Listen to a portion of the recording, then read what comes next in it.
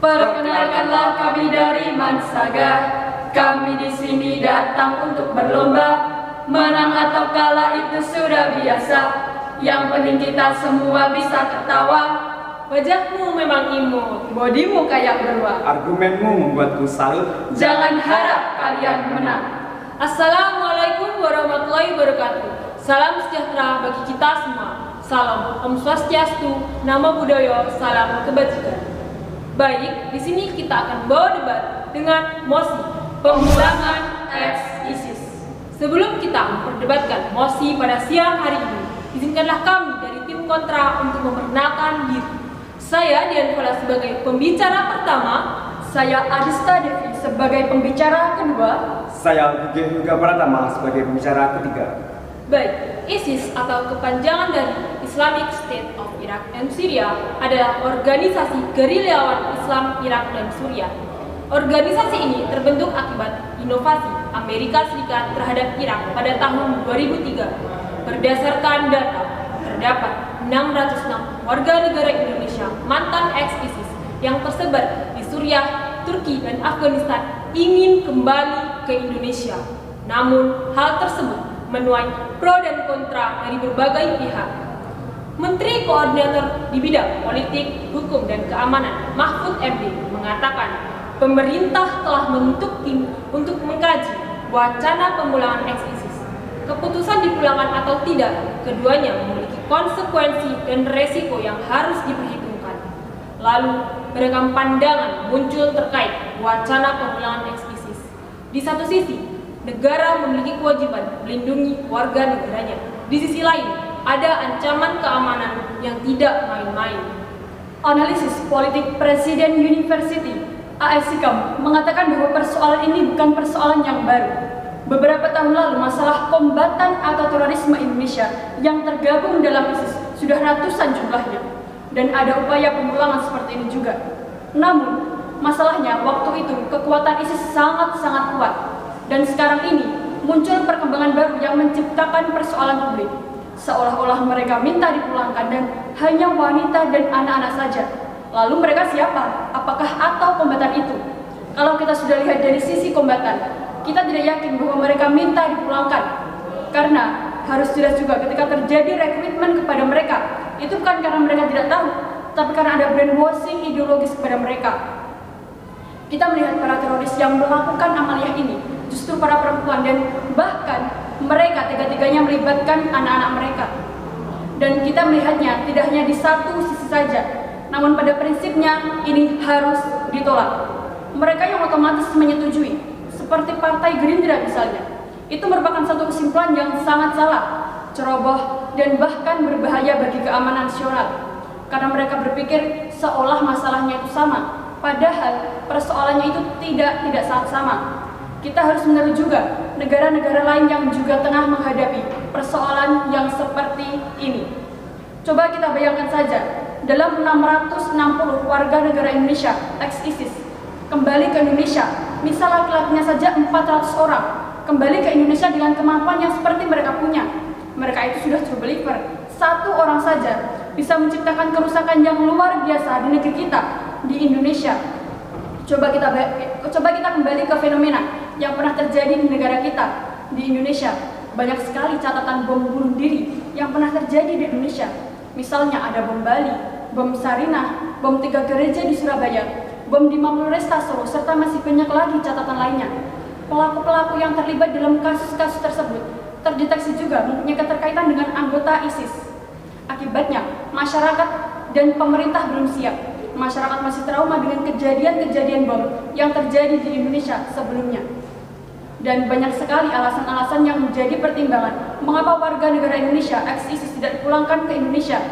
Karena dari pihak mereka sendiri telah mengatakan bahwa mereka tidak mau kembali ke NKRI. Sebagai contoh, mereka telah membakar paspor mereka yang semestinya paspor tersebut mereka gunakan untuk kembali pulang ke Indonesia. Selain itu, beberapa orang dari mereka yang keluar, yang melarikan diri dari Suriah, mereka membentuk gerakan baru, mereka membentuk gerakan tersendiri di negara-negara lain, misalnya di Filipina. Kita lihat saja, di dalam negeri kita, di Indonesia, Para narapidana yang melakukan kejahatan dalam negeri setelah mereka keluar dari tahanan sel, mereka dapat mengulangi kembali, mereka dapat melakukan kembali kejahatannya. Nah, apalagi dengan ISIS, organisasi yang terkenal dengan ideologi kekerasannya. Mereka, para ISIS, jelas sudah mengikuti kegiatan kemiliteran asing. Gerakan ISIS sangat bertentangan dengan prinsip-prinsip berbangsa dan bernegara Indonesia. Mereka, para ISIS, jelas sudah mengikuti kegiatan kemiliteran asing. Gerakan ISIS sangat bertentangan dengan prinsip-prinsip berbangsa dan bernegara Indonesia. Ada sejumlah teror, pembunuhan, mereka dianggap tidak satu mazhab, tidak satu aliran dengan mereka. Mereka dianggap sebagai musuh yang mereka anggap itu haram darahnya. Gerakan ISIS sangat bertolak belakang dengan ideologi kita, ideologi Pancasila. Bisa saja mungkin kalau nanti opsinya dipulangkan, anggota ex-ISIS saat diinterogasi di depan penyidik, BNPT, maupun psikologi, mereka mengatakan bahwa ya, kami mau menerima kembali ideologi Pancasila, kami mau kembali ke Indonesia, kami menyesal. Setelah itu mereka tanda tangan. Lalu mengukurnya bagaimana? Ini masalahnya adalah di pikiran, ini masalahnya ada di ideologi mereka. Ideologi mereka itu sudah sangat-sangat berbahaya. Mereka menghalalkan pembunuhan sama muslim, dan bahkan mereka tega-teganya membunuh anggota keluarga mereka sendiri jika tidak mengikuti ideologi yang sama. ISIS itu bukan organisasi yang ketok palu langsung, bukan loh. Ini karena ideologi yang sudah tertanam pada diri dan pikiran mereka. Di dalam Undang-Undang Kewarganegaraan Nomor 12 Tahun 2006, Pasal 23 Ayat D, dijelaskan bahwa orang yang sumpah setia dengan negara asing, dinas militer negara asing, menjadi kombatan asing, maka dihilangkan status kewarganegaraannya.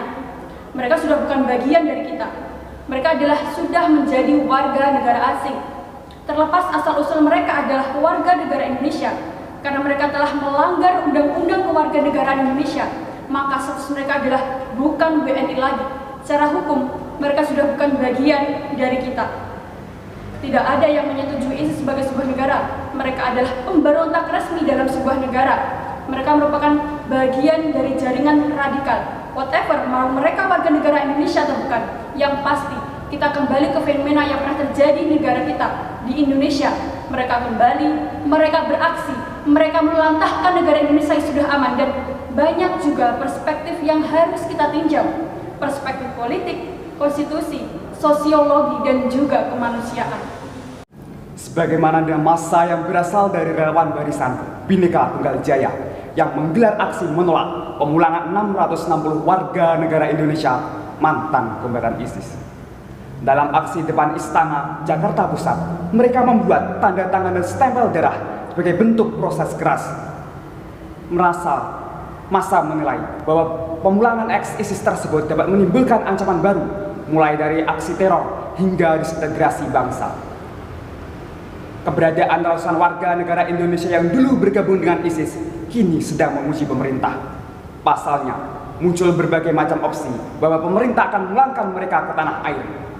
Namun, seiring pertimbangan, banyak sejumlah tokoh agama yang meminta kepada pemerintah untuk tidak memulangkan mereka ke tanah air.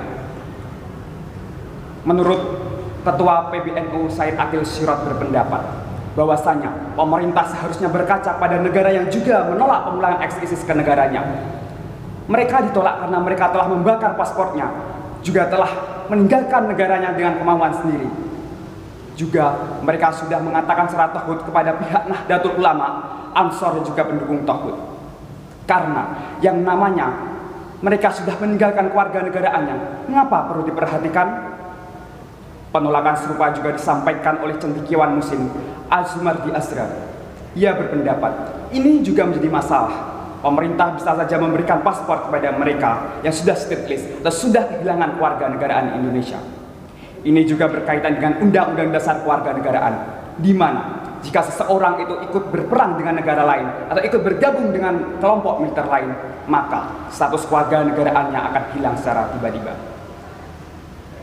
Kalau foreign terrorist fighter itu kembali ke tanah air, akan muncul virus yang baru, di mana 267 juta rakyat Indonesia akan mengalami kesengsaraan, merasa tidak damai.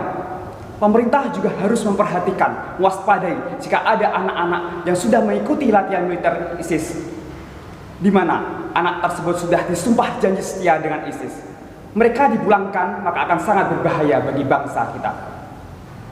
Walaupun kita anggap saja bahwa anak tersebut masih berusia 8 tahun, tetapi ketika mereka sudah dikembalikan ke Indonesia, maka akan berkelanjutan dan maka akan berpengaruh pada bangsa kita.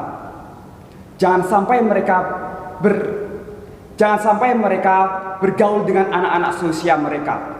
Ini akan menjadi pengaruh, ini akan menjadi peluang bagi mereka untuk bisa mempengaruhi anak-anak seusia mereka dan akan ikut ke dalam kelompok ISIS. Dalam surat Al-Ahzab ayat 60, bahwa Nabi Muhammad SAW pernah mengusir orang-orang yang membuat gaduh di Madinah. Kita anggap saja orang-orang yang membuat gaduh pada saat ini adalah mantan ex-ISIS. Di dalam ajaran Islam juga disebutkan, "Udumu ila fisabili rabbika bihikmati wal mudafil hasanah," yang artinya, serulah dan ajaklah manusia ke jalan Tuhanmu bil hikmah, dengan penuh kebijaksanaan, wal mudafil, dengan ajaran dan pengajaran yang baik. Sehingga jika ada suatu individu yang berbaiat kepada suatu negara saja, itu sudah kehilangan kewarganegaraannya. Apalagi ini sudah berbaiat kepada pemberontak, sudah sangat jelas akan kehilangan kewarganegaraannya. ISIS itu yang berbahaya bukan berangkatnya, tetapi ketika mereka pulang kembali ke tanah air mereka. Mereka para ISIS itu berangkat dengan sendirinya tanpa ada paksaan dari siapapun. Kalau kita mau membalikan mereka, kita lihat saja banyak imigran kita yang mengalami kekerasan seksual, pelanggaran HAM dan kekerasan lainnya yang lebih baik, lebih layak kita kembalikan daripada ISIS ke Indonesia. Mereka para ISIS pergi itu dengan sendirinya tanpa ada paksaan dari siapapun. Kalau kita mau mengembalikan, kita lihat saja banyak imigran kita yang mengalami kekerasan seksual, pelanggaran HAM dan kekerasan lainnya. Itu lebih layak kita kembalikan daripada kita menerima ex-ISIS kembali ke tanah air.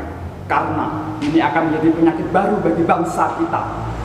Yang namanya ideologi itu bukan perkara yang sepele, karena sudah menyangkut akan keberlangsungan bangsa kita. Sehingga pemerintah Indonesia tidak akan memulangkan 660 warga negara Indonesia yang terlibat dalam ISIS dari Timur Tengah. Mengingat hal tersebut dilakukan pemerintah supaya apa? Supaya para WNI ex-ISIS tersebut tidak membuat gaduh dalam negeri. Kita bisa bayangkan, ex-ISIS itu jumlahnya ratusan. 600 orang misalnya kembali ke Indonesia, kemudian salah penanganan. Mereka lebih paham dalam hal persenjataan, tidak hanya ideologi, mereka juga melakukan aksi. Kita menerima 600 mantan ex-ISIS kembali ke Indonesia dan akan merugikan 207 juta lebih penduduk Indonesia. Di dalam Undang-Undang Nomor 12 Tahun 2006, Pasal 23 Ayat D, ditegaskan bahwa seorang WNI dicabut hak kewarganegaraannya dalam hal dia menjadi atau mengikuti militer asing tanpa izin dari Presiden.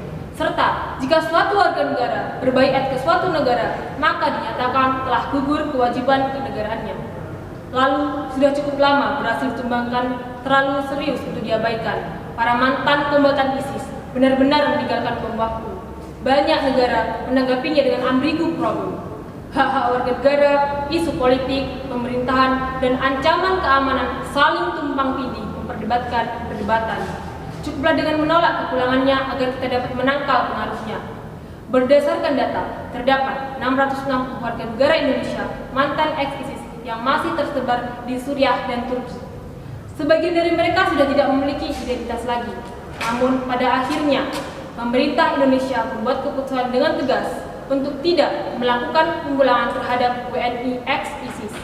Jadi, kesimpulan kita pada perdebatan kali ini yaitu kami menolak pemulangan ex-ISIS kembali ke Indonesia dengan alasan apapun. Kalau ada sumur di ladang, bolehlah kita menumpang mandi. Kalau ada umur yang panjang, bolehlah kita berdebat lagi. Ila liqa, ma'assalamah, sumassalamu alaikum warahmatullahi wabarakatuh.